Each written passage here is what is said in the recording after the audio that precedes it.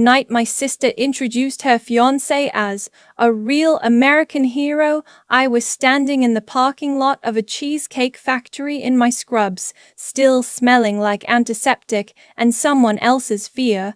I hadn't even had time to change.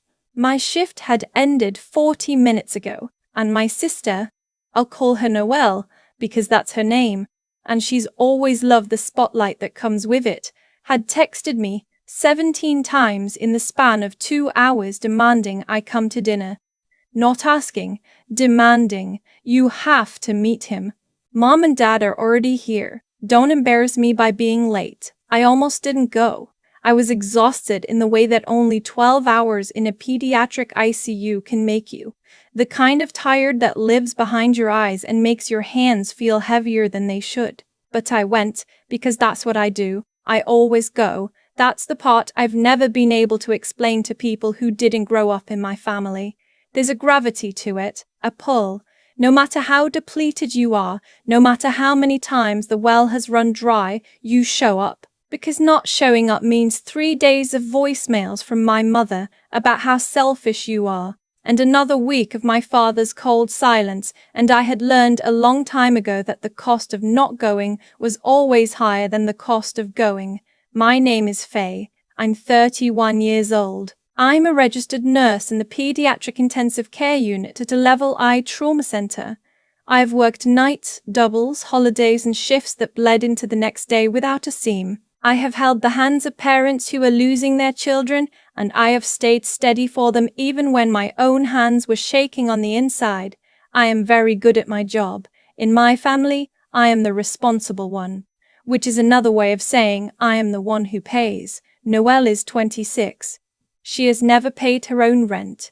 She has never paid her own car insurance. She graduated from a private college that I helped finance, not because my parents couldn't afford it, but because my parents believed that their money was better spent elsewhere, and elsewhere always seemed to mean Noella.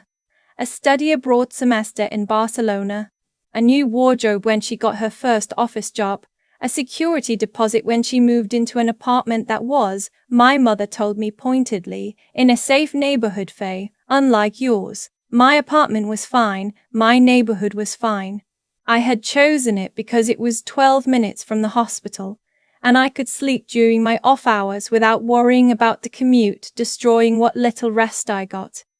But practicality was never something my family understood, or valued, or even recognized as a virtue. What they valued was Noelle. I want to be fair about this, because I've spent a lot of years in therapy trying to be fair about it. Noelle isn't evil. She's not calculating in the way a villain is calculating. She's just always been the one who was loved more openly, praised more loudly, and protected more fiercely.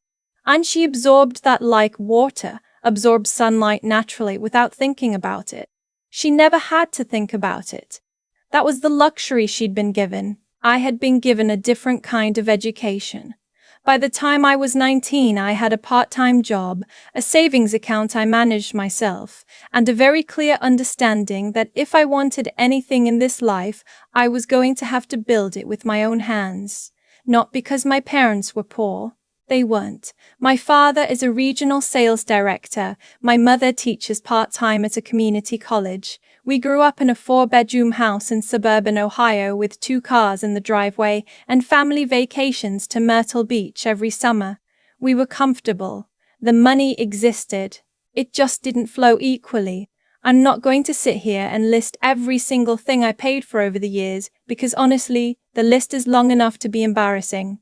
Not for me, but for the situation. But I'll give you the headline. By the time Noelle got engaged, I had paid for her share of our parents' anniversary trip to Savannah, covered 3 months of her car payment when she temporarily lost her job at a marketing firm, and written a check for $1,200 toward her bridal shower that my mother insisted needed to be held at a venue, not someone's house, because Noella deserved something beautiful. I wrote the check. I said nothing. I went to the bridal shower in my one good dress and smiled in every photo. The engagement dinner was at a steakhouse downtown, One of those places with low lighting and leather menus and entrees that cost more than my weekly grocery budget. My parents had chosen it. Nobody had asked me if the location worked for me financially. Nobody ever did. I walked in, still in my scrubs. I hadn't planned it that way. I told Noelle I needed 30 minutes to go home and change, and she'd told me, verbatim, "Faye, we've been waiting, just come." So I came. They were all ready at the table, my parents, Noelle, and a man I'd never met but had heard about constantly for the past 4 months.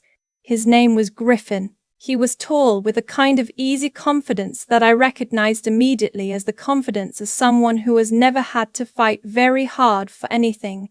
He was wearing a button-down and sport coat, looking very much like a man who wanted you to know he had arrived. Noelle stood up when she saw me and did the thing she always does, the half hug that's really just a performance of affection for the benefit of the audience around her. "Faye, finally," she said. We were starting to wonder. My mother looked at my scrubs and pressed her lips together in the way that means she has a comment she's decided to save for later. My father shook my hand. He's always shaken my hand like I'm a colleague rather than a daughter. "Sit down," he said. "We already ordered appetizers." I sat. Griffin reached across the table and introduced himself with a firm handshake and a smile that was, to his credit, genuinely warm. "Noelle's told me a lot about you," he said. "The nurse, right? Pediatric ICU," I said. Noelle laughed, not unkindly, but in the way that minimizes without quite meaning to. She's always been the hard-working one in the family. Faye was born 40 years old. Everyone laughed. I smiled. The waiter appeared and I ordered the least expensive thing on the menu, which was still $42, and I did the quiet mental math I always do at family dinners at places like this, calculating how the bill was likely to land. It landed on me. Of course it did.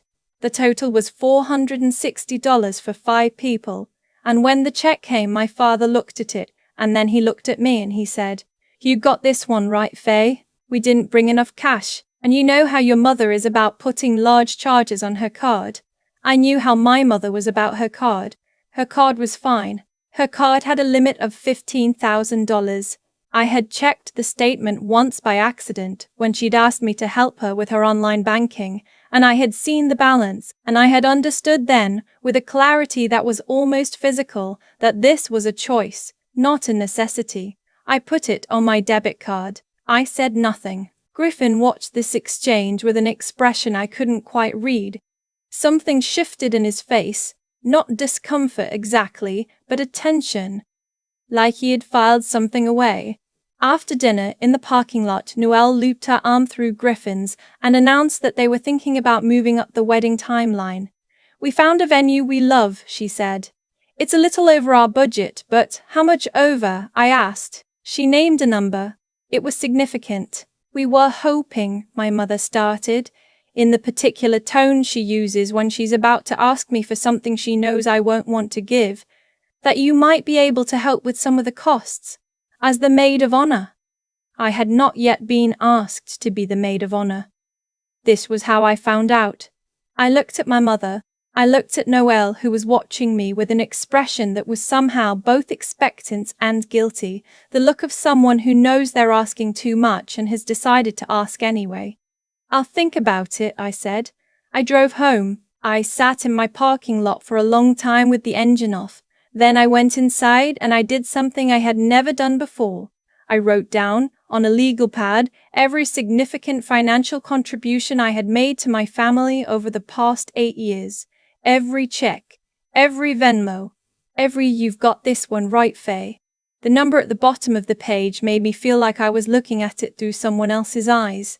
I didn't sleep that night. I went to work the next morning and I took care of 4 critically ill children, and I came home and I sat with that legal pad and I made a decision. Not a dramatic decision. Not a blow everything up decision. Just a quiet, internal, completely private decision. I was done being the family ATM, not because I didn't love them, but because I had confused love with obligation for so long that I'd stopped being able to tell the difference. I didn't tell anyone yet. I just held it. The wedding planning began in earnest over the following weeks. My mother created a group text. Noelle sent links to flower arrangements and catering menus. There were conversations about bridesmaid dresses that I was expected to pay for myself. $240 for a dress I would wear once, to celebrate a marriage I was being billed for. I bought the dress, but I started saying I'll have to check my budget when requests came in. Not no, just I'll have to check. This small delay seemed to genuinely confuse my family, as if the concept of me having a budget was new information.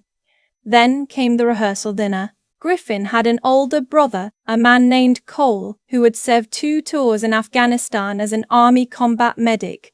Cole was quiet in the way that certain people are quiet, not shy, but contained, like someone who has learned to take up exactly the amount of space he needs and not a fraction more. We were introduced at a dinner at my parents' house, 6 weeks before the wedding. Noelle had been talking about Cole for weeks, not warmly exactly, but in the particular way she talked about anyone she couldn't easily categorize. Griffin's brother is kind of intense, she'd said. He doesn't talk much. It's a little weird.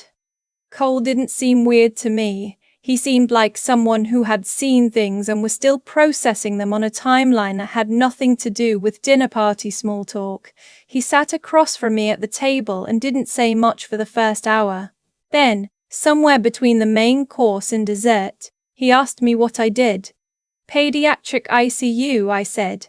For the second time in recent memory. He looked at me differently than Griffin had. Not with the warm, easy warmth of someone being polite. With something more specific. What hospital? He asked. I told him. He was quiet for a moment. I know that unit, he said. I did a civilian ride-along there when I was transitioning out of the army, trying to figure out my next thing. He paused. That's a hard floor. It is, I said. You been there long? 6 years. He nodded, slowly, and said nothing else for a while.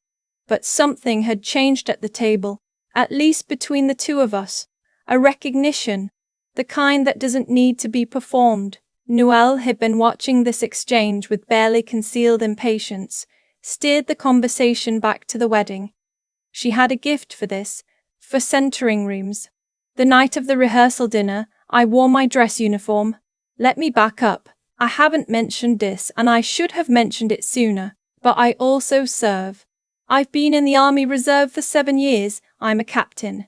My primary role in the reserve is a nurse officer. I do what I do in the PICU, but in a military context, for training weekends and the occasional deployment rotation.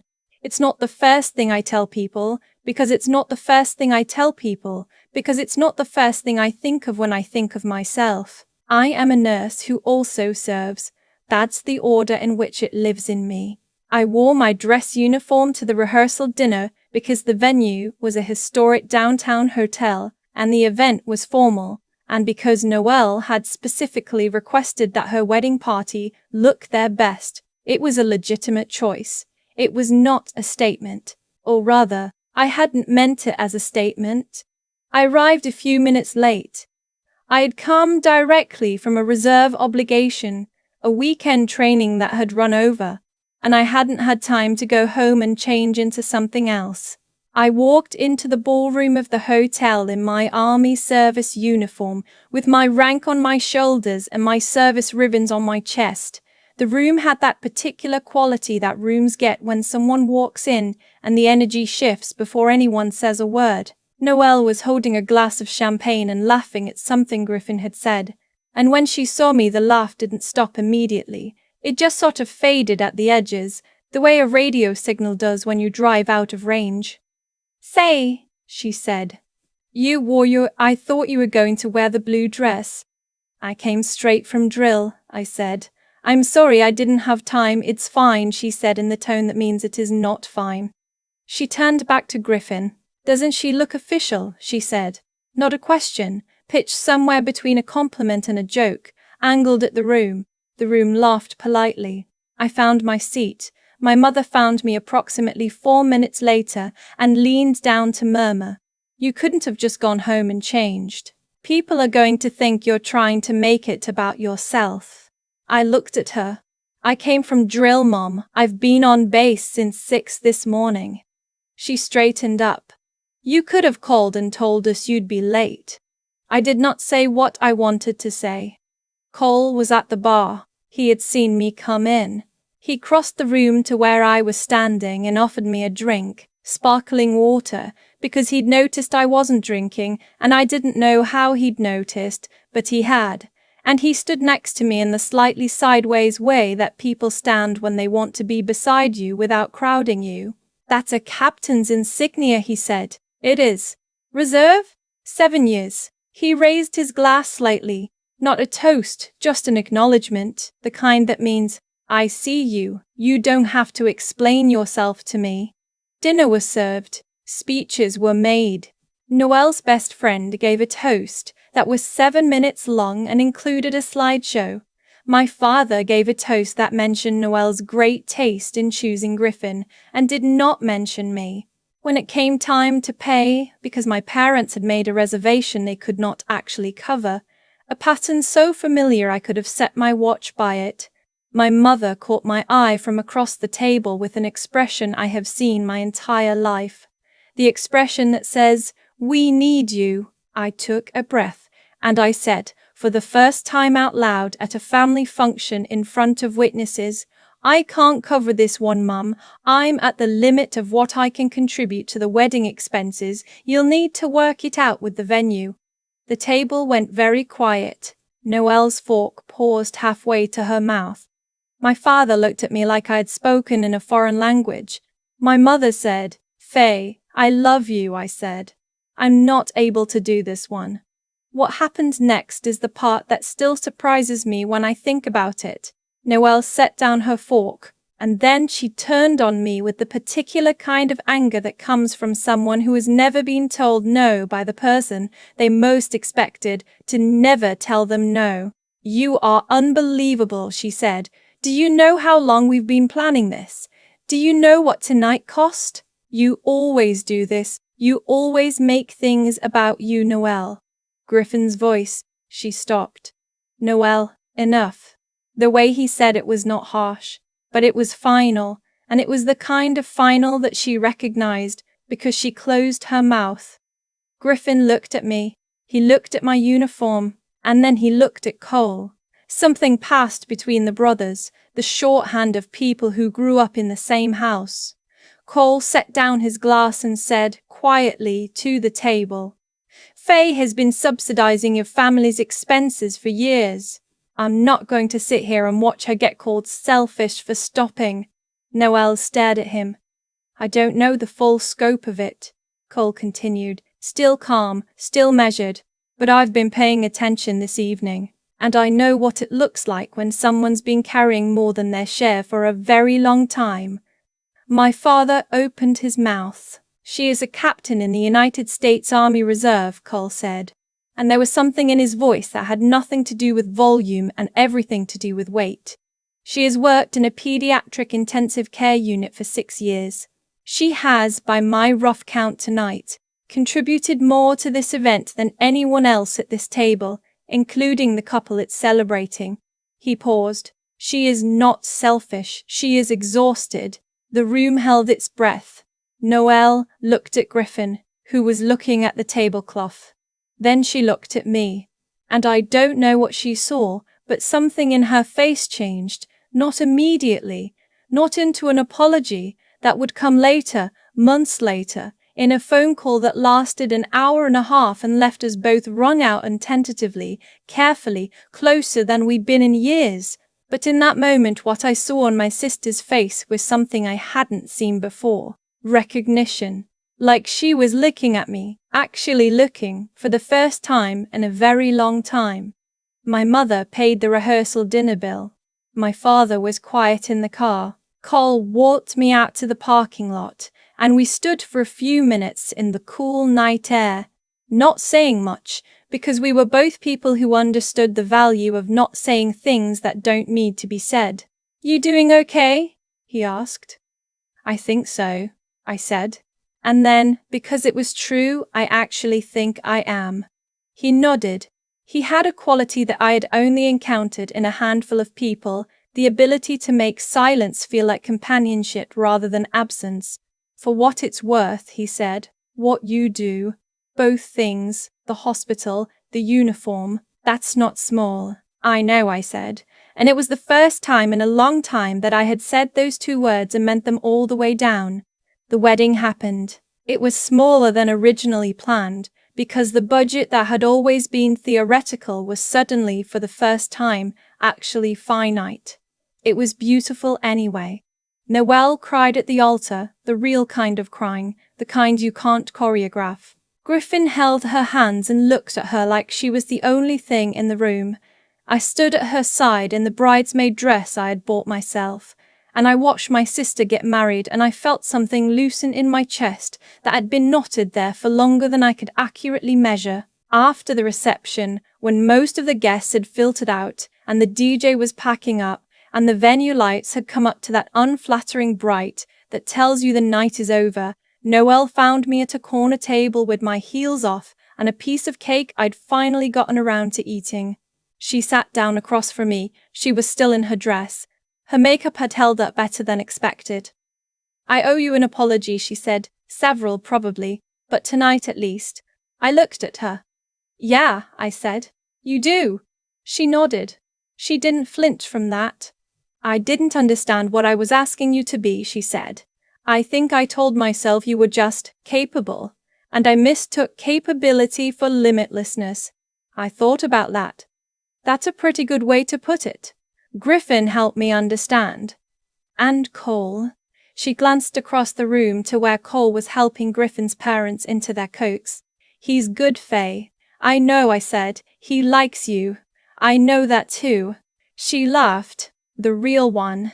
The one that sounds like when we were kids. God, you're infuriating. You're the second person to call me that today. We sat there for a while, in the empty ballroom, with the lights too bright and the music gone, and it wasn't fixed. I want to be clear about that. A conversation at the end of a wedding doesn't fix 8 years. But it was a start, a real one. The kind you can build on if you're willing to do the work. I drove home alone at midnight with my heels in the passenger seat. I turned the radio off because I wanted the quiet. I had earned the quiet. In my apartment, I took off the bridesmaid dress and hung it up. And I looked at it for a moment. This dress I had bought for $240 to celebrate a wedding I had, in some ways, partially funded, for a sister who had never quite seen me until someone else forced her to. I didn't feel bitter about it. Or I did, a little, but it was already softening into something else, something more complicated and more honest. What I felt mostly was the specific, hard-won relief of someone who has finally put down a weight they'd been carrying so long they'd forgotten it wasn't part of their body. I put on my pajamas. I made tea. I sat at my kitchen table with the legal pad, the one with the number at the bottom, the number I had stared at in this same kitchen months ago, and I turned to a new page. I didn't write anything on it. I just left it blank. The way the future is supposed to be, open and possible, and entirely my own. I used to think that being capable was enough of a reason to keep giving, that because I could absorb the cost, financially, emotionally, physically, I was supposed to, that the ability to carry something was the same as the obligation to carry it. I believed that for a long time, and I'm not entirely sure when I stopped believing it, but I know it happened quietly. The way most real changes do. Not in a flash. In an accumulation. What I understand now, sitting with some distance between me and that rehearsal dinner, is that what happened that night wasn't really about the money. The money was just a ledger. What was actually being tracked all those years was something harder to quantify. The slow erosion of my own sense of what I deserved. Every time I handed over a check, I hadn't been asked for so much as expected to produce. I was telling myself a story about my place in my family. That story said your job is to give. Your feelings about giving are secondary. Your limits are not real limits. Cole saw through it in an evening that still startles me when I think about it. He didn't know me. He had no context for the 8 years of history that sat underneath that dinner table like a fault line. He just paid attention, and he said what he saw, and it turned out that sometimes that's all it takes. One person willing to name the thing clearly, out loud, in front of everyone. There's something I've been thinking about, which is the difference between being good and being used. I was taught, the way a lot of daughters are taught, that goodness looks like selflessness, that love proves itself through sacrifice. And I don't entirely disagree with that. I've sat at the bedsides of enough sick children to know that genuine care sometimes costs you something real. But there's a difference between choosing to give from a full place and being drained because no one around you ever learned to ask instead of take. Goodness that comes from fear isn't goodness, it's just compliance with better PR. The honest part is that I let it go on too long. That's not self-blame, it's just accurate. I had the information earlier than I acted on it. I knew, somewhere below the level of conscious thought, that the dynamic was wrong. But knowing something and being willing to face the disruption of changing it are two very different kinds of knowledge. The second one requires something, the first one doesn't, the willingness to be seen as difficult, to risk the cold silence, to let people be disappointed in you and not immediately move to fix it. That's the thing I actually learned. Not that my family was flawed, I always knew that. But that I was strong enough to stop pretending they weren't. Strength, real strength, isn't the capacity to endure indefinitely, it's the judgment to know when endurance has become its own kind of harm, and the honesty to say, not anymore. Faye is still my sister. Griffin is still her husband. Cole is a separate story and it's still being written. But the version of me who would have swallowed that dinner bill and driven home in silence and said nothing, she's gone. And I don't miss her. I left that blank page on my kitchen table for 3 days before I finally recycled it. I didn't need to write anything on it after all. The point was never what came next. The point was that I had finally, genuinely, made room for it.